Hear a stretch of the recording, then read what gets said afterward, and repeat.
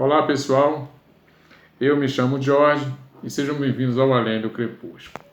Hoje eu gostaria de continuar aquele papo que a gente iniciou alguns programinhas atrás sobre a desconstrução dos super-heróis. E eu trouxe esse material aqui pra gente ver, ó, Brett Peck, tá? Mas antes da gente conversar sobre isso, eu queria lembrar vocês não esquecerem de dar um like para mim, de se inscreverem no canal. A inscrição é muito importante, tá, gente?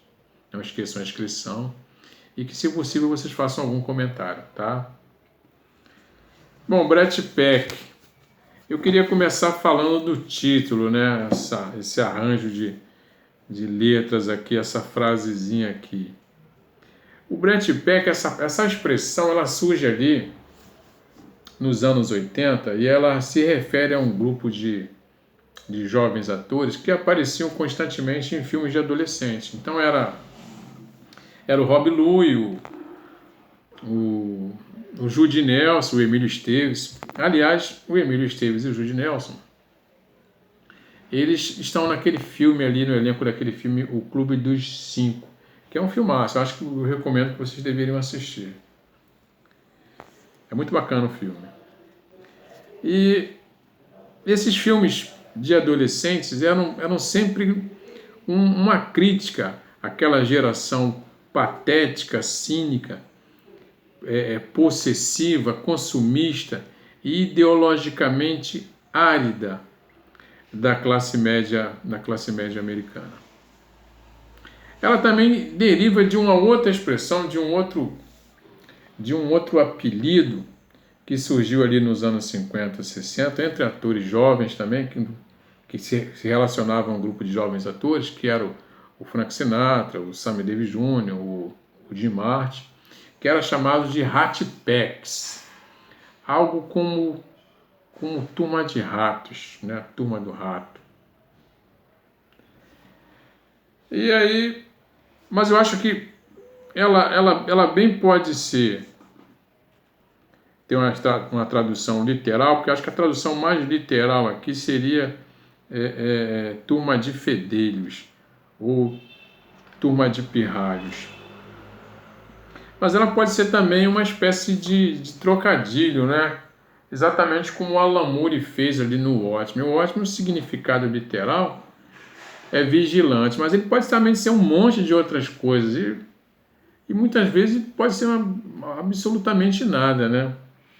Mas vamos chamar de turma de pirralhos. Então essa história aqui ela é escrita e desenhada pelo Rick Veitch.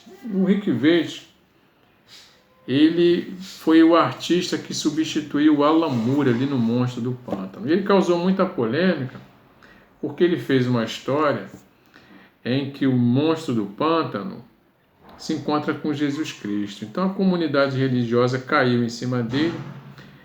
A revista foi censurada e foi proibido.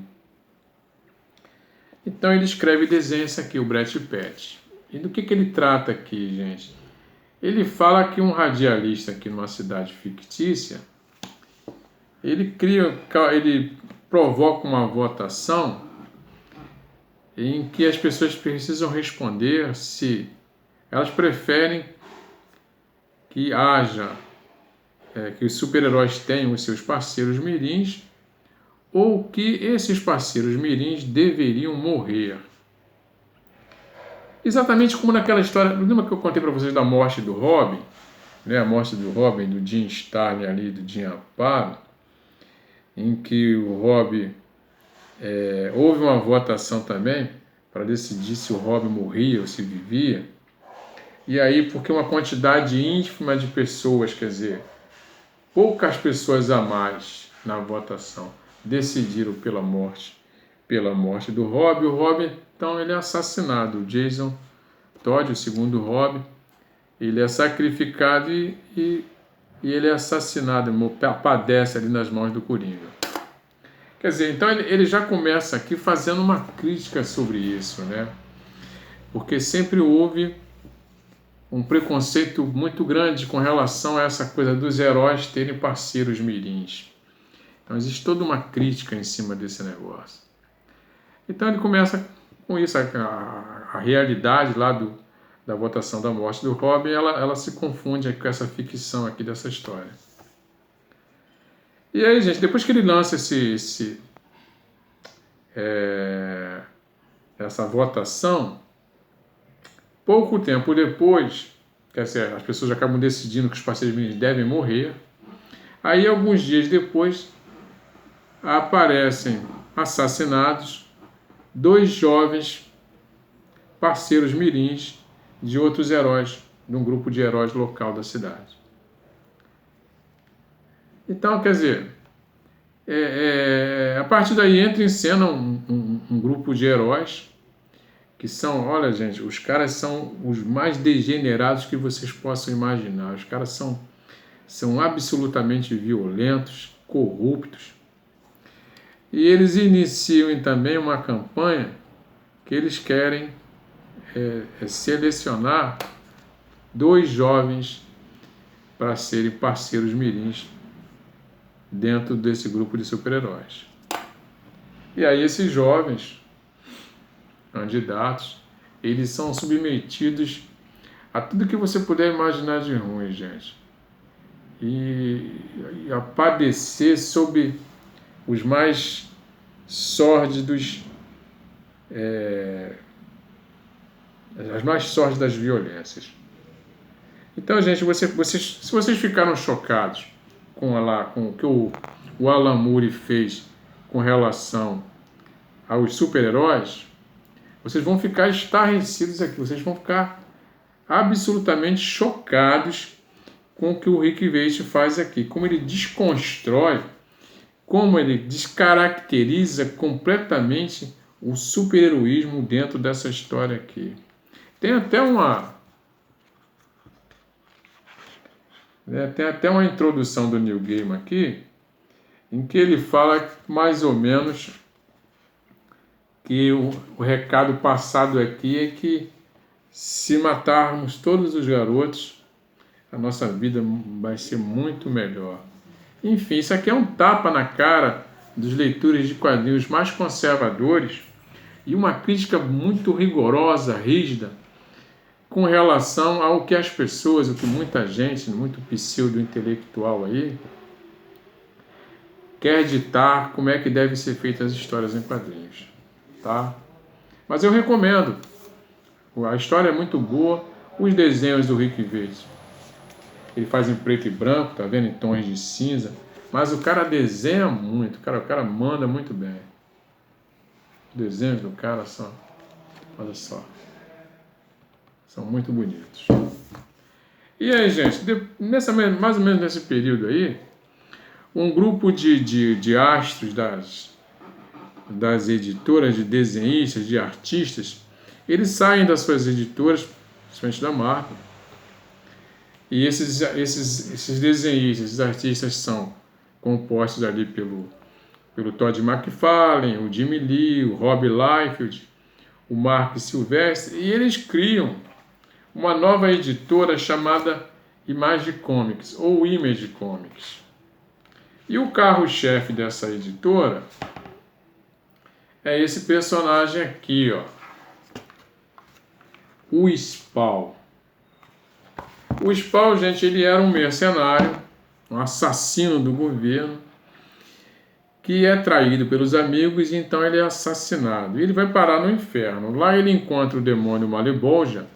Esse demônio Malebolgia, ele surge naquele livro A Divina Comédia, do Dante Alighieri. E o Malebolgia faz um acordo com ele, mas o pacto com o diabo nunca dá certo.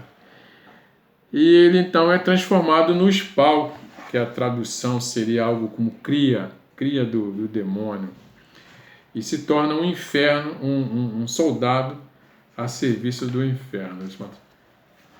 É o Spawn. Então, quer dizer, o cara era um assassino e é transformado num super-herói que combina vários elementos das histórias do Homem-Aranha, do Batman, do Sombra, do Justiceiro e de tantos outros personagens. E não obstante, se vocês acham que aqui já é complicado, o Mark Silvestre cria um outro personagem chamado Darkness. E o Darkness é um assassino da máfia, assassino mesmo, quando a máfia está com algum problema, manda ele lá matar o cara. Que é o Joe Estacado. O Estacado, gente, ele é um assassino frio. Muito cruel o Estacado. Só que ele descobre que ele é herdeiro de um poder que ele chama o poder da escuridão. Então, a partir das sombras, qualquer lugar que está escuro, sombra da noite, ele pode tirar tudo quanto é tipo de demônio e monstro que você imaginar e jogar sobre quem ele quiser. Então, quer dizer, o cara é um assassino e é um super-herói da Image Comics. Tem também os Young Bloods também da Image Comics, da Image. Os Young Bloods, que é só sangue jovem, que eles são, na verdade, um grupo de super-heróis no estilo dos Vingadores, só que eles ganham altos salários milionários para ser super-herói. Então aí vocês veem que está armado o circo. Quer dizer, como é que nos anos 90 esse processo de descaracterização, de desconstrução dos personagens, de super-heróis, ficou tão evidente? Bom, gente, eu vou parando por aqui. Ainda tem mais, eu quero conversar mais sobre isso com vocês. Até que a gente chegar no cinema e entender como é que os super-heróis foram também caracterizados no cinema. Obrigado, eu agradeço. Mais uma vez o like, tá? Se inscreva no canal e a gente se encontra brevemente. Tchau.